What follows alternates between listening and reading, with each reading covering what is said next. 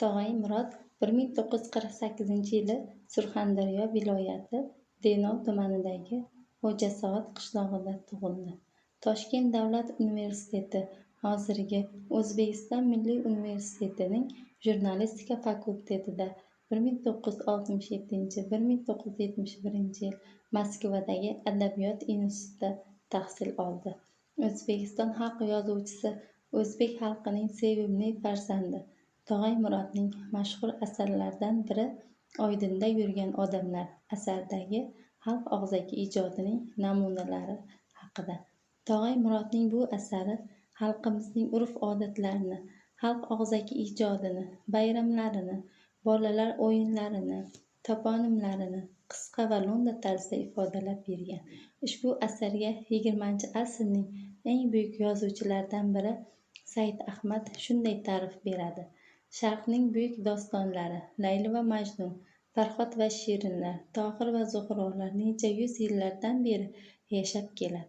Ularda bir-biriga yetisholmay muhabbat yo'lida jon bergan baxtsiz oshiq-ma'shuqlar tasvirlanadi. Tog'ay Murod ham doston yozdi. Otini Oydinda yurgan odamlar qo'ydi. Qissa nomini o'qishingiz bilanoq sizni allaqanday sirli, sehrli oydin kecha bag'riga oladi. Ichingizga ajib bir nur o'rmalab kiradi. Dilingizni yoritib yuboradi. Tog'ay Murodning 1980-yili chop etilgan Oydinda yurgan odamlar qissasi adibninggina emas, o'zbek milliy adabiyotining noyob namunasi hisoblanadi. Bu asar yozuvchining eng dilbar va eng muallifning o'z so'zi bilan aytganda ne kunlarni ko'rmagan eng murakkab taqdirli qissasidir. Bu kitob O'zbekiston Yozuvchilar uyushmasining Oybek nomidagi mukofoti bilan taqdirlangan. Qissa qahramonlari Qoplon va Oymomov farzand orzu ilinjida kun, oy, yillarni bir-biriga ulab yashashadi. Hali tug'ilmagan bolaning bobosi, momosi bo'lib zurriyotini bir-birlarini ardoqlashadi. Tog'ay Murod chol kampir hayotini g'oyat nozik, g'oyat shiorona tasvirlaydi.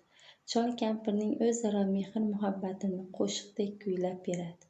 Tog'ay Murod bir-birini bobosi, momosi deya atab umr o'tkazayotgan bir juft pokiza insonni Oydindagi oy nuriga o'rab tasvirlaydi. Oqibatda ushbu juftning o'zi ham, so'zi ham, turish-turmushi ham oyning kumush nurlariga yo'g'rilib ketadi. Asar qahramonlari fojiasiz, umid va yorug'likka to'la mungli hazil qo'shiq qilib kuylanadi.